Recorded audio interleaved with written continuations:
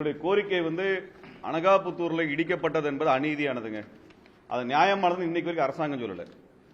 இதுவரைக்கும் அரசாங்கம் எதுவுமே அது நியாயமானது நிரூபிக்கவும் இல்லை. நாங்க நேரடியா அங்க இருக்கக்கூடிய அதிகாரிகளை பார்த்து கேட்டோம்.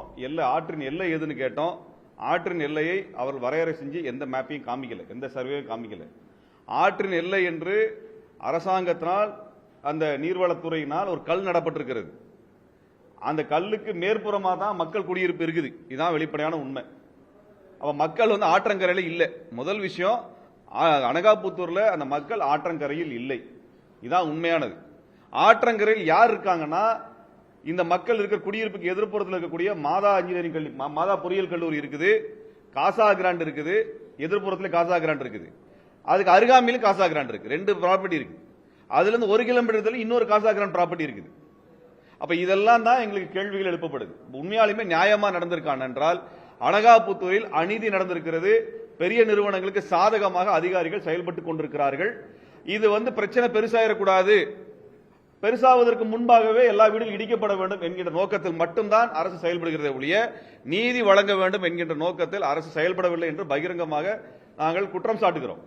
அதிகாரிகள் கொடுக்கக்கூடிய தகவலின் அடிப்படையில் எந்த முடிவும் எடுப்பதற்கு முன்பு சட்டமன்றத்தில் விவாதம் செய்து, நீங்க இத்தனை லட்சம் மக்களை வெளியேற்றுகிறீர்கள், இது குறித்து என்ன விவாதம், என்ன பாலிசி மேக்கிங் நடந்திருக்குன்னா இதுவரைக்கும் எதுவும் இல்லை. இதுவரைக்கும் அரசும் பதில் சொல்லல.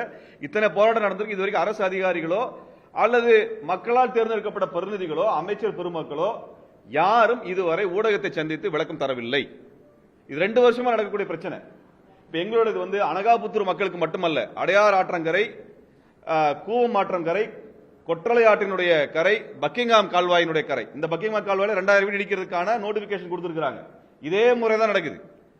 அப்புறம் என்ன சொல்றாங்க, குடிசைகளிலிருந்து வெளியேறக்கூடிய கழிவு நீரை தடுப்பதற்காக பண்றோம்ன்றாங்க.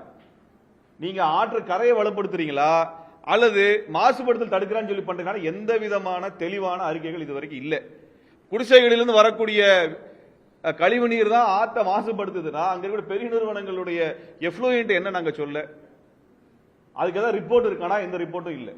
அப்ப இந்த மாதிரியான ஒரு குழப்பமான விஷயத்துல அவசரமா அந்த வீடுகள் எடுத்துக்கொண்டிருக்கிறாங்க. ரொம்ப குறிப்பா எங்களுடைய கவலை, மிக மிக குறிப்பான கவலை என்னன்னா, 500க்கும் மேற்பட்ட குழந்தைகளினுடைய கல்வி பாதிக்கப்பட்டிருக்கிறது. அதுக்கு தமிழ்நாடு அரசு பதில் சொல்லணும்.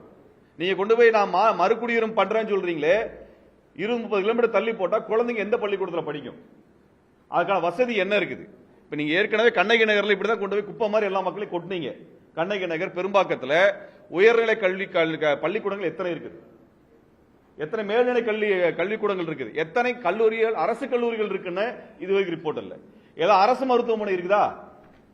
எத்தனை அந்த அரசு மருத்துவமனை எத்தனை பேருக்கு சிகிச்சை பண்ண முடியும்? ஏதாவது கணக்கு இருக்குதா? எந்த கணக்கும் கிடையாது. அப்ப இத்தனை லட்சம் மக்களை கொண்டு போய் கொட்டிடுறீங்க.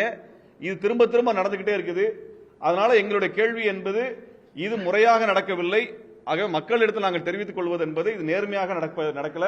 அரசு சொல்லக்கூடிய ஒரு காரணம் கூட உண்மையான காரணங்கள் கிடையாது. அரசு பொய் சொல்லுகிறது என்பதை தான் நாங்கள் சொல்ல வேண்டியது இருக்கிறது. ஆகவே நாங்கள் இது குறித்து எந்த விதமான விளக்கமும் அளிப்பதற்கு தயாராக இருக்கின்றோம். நீதிமன்றத்தில் மட்டுமல்ல, மக்கள் மன்றத்தில் மட்டுமல்ல, ஊடகத்தில் பதில் சொல்ல தயாரா இருக்கிறோம். நீங்கள் கேள்வி கேட்டீங்கன்னா நாங்கள் பதில் சொல்ல தயாரா இருக்கோம். செய்திகளை உடனுக்குடனும் துல்லியமாகவும் தெரிந்து கொள்ள சப்ஸ்கிரைப் பண்ணுங்க.